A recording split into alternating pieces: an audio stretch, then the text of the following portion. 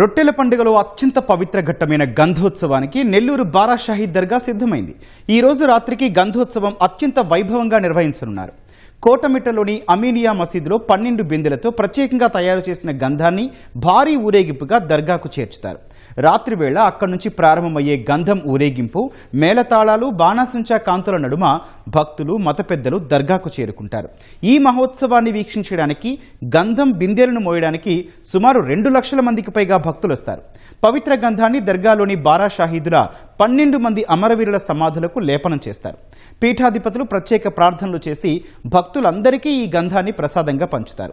రొట్టెల పండుగల గంధోత్సవంపై మా ప్రతినిధి రాజారావు గ్రౌండ్ రిపోర్ట్.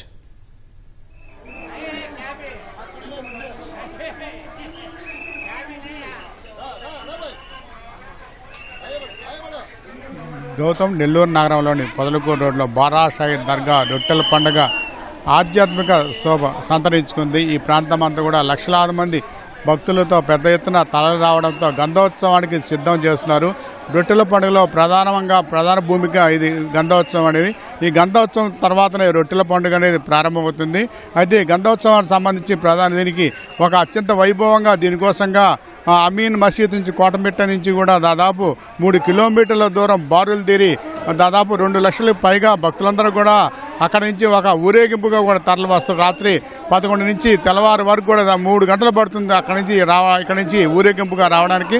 అంటే భక్తులందరూ కూడా మా కోటమిట్ట వద్ద మసీదు వద్ద అక్కడ 12 బిందెలతో గంధం తయారు చేస్తారు. వివిధ రకాలైన ఔషధాలతో ఆ గంధాన్ని తయారు చేసి అక్కడ బిందెలతో 12 గుర్రాల మీద వాటిని తీసుకొని వస్తారు. తీసుకొచ్చిన ఈ గంధానికి సంబంధించి ఊరేగింపు కూడా మేళతాళాలతో అక్కడ తీసుకురావడం అని నగరంలో పెద్ద వేడుకగా కూడా చేస్తారు.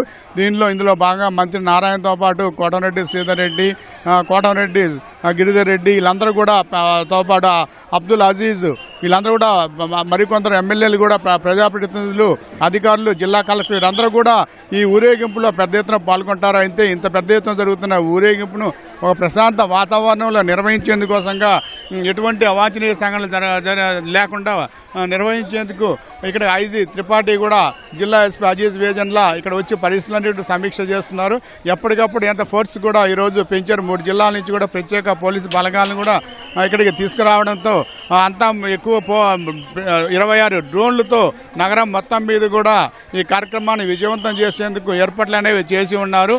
మంత్రి నారాయణ కూడా దీని మీద అధికారుల సమీక్ష చేయడంతో ప్రత్యేక ఏర్పాట్లు చేశారు. సీసీ కెమెరాల ద్వారా కూడా ఈ కార్యక్రమం మొత్తాన్ని వీక్షించేందుకోసంగా ప్రత్యేక ఇక్కడ CCTVలు కానీ పెద్ద పెద్ద కెమెరాలు కూడా టీవీలు కూడా ఏర్పాటు చేశారు.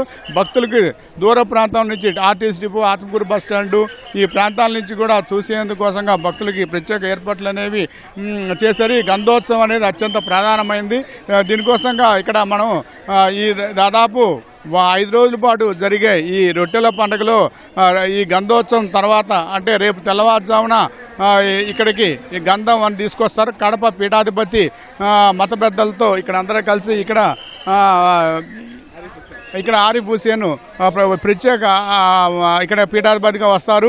ఈ 12 మంది సమాధులకు కూడా ఈ గంధం లేపనం చేస్తారు. ఇక్కడ పూజలు చేసిన అనంతరం ఈ గంధాన్ని తీసుకుపోయి సమీపంలోనే ఉన్న సొన్నాల చెరువు భక్తులు రొట్టెలు మార్చుకునే ప్రాంతానికి వెళ్తారు. రొట్టెలు మార్చుకునే ప్రాంతంలో గంధాన్ని కలిపి అక్కడి నుంచి అసలు సాంప్రదాయబద్ధంగా రొట్టెల పండుగలో ప్రధానమైంది ఈ గంధం కలిపిన తర్వాతనే సమాధులు కలిపిన ఈ లేపనం చేసిన గంధాన్ని సొన్నాల చెరువులో కలిపిన తర్వాతన ఇక్కడ రొట్టెలు పట్టుకోవాలనేది ఆనవాయితీ.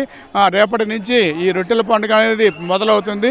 అందుకోసంగా భక్తులందరూ కూడా దాదాపు ఈ గంధోత్సవంలో పాల్గొని రేపు రొట్టెలు పట్టుకునేందుకోసంగా వీరందరూ కూడా దాదాపు ఈ రోజు 3 లక్షల మంది నగరంలో ఉన్నారు. కానీ ఈ మొత్తం కూడా ఈ గంధోత్సవంలో పాల్గొంటారు. గంధోత్సవంలో పాల్గొని రేపు ఈ రొట్టెలు మార్చుకునేందుకోసంగా రేపు అందరూ కూడా సిద్ధమయ్యారు. అయితే ఎక్కువ మంది ఘాట్లలో ఉండకుండా ఎటువంటి తొక్కిసలాడిన అవాంఛనీయ సంఘటనలు జరగకుండా కూడా జిల్లా పోలీసు యంత్రాంగం కూడా ఏర్పాట్లు చేశారు. అదే ఘాట్లలో ప్రత్యేక 10 బోర్డులు ఏర్పాటు చేసి రొట్టెలు ఏ విధంగా తీసుకోవాలని కూడా ఇక్కడ చేశారు. రాష్ట్ర మంత్రులు కూడా రేపు కానీ ఎల్లుండి కానీ 2 రోజుల్లో ఈ కార్యక్రమానికి వచ్చి విజయవంతం చేసేందుకోసంగా కూడా ఇక్కడ చర్యలు చేపట్టారు. బారా షాహీద్ దర్గా నుంచి కెమెరామెన్ హరీష్ బాబుతో రాజారావు, ఈటీవీ న్యూస్.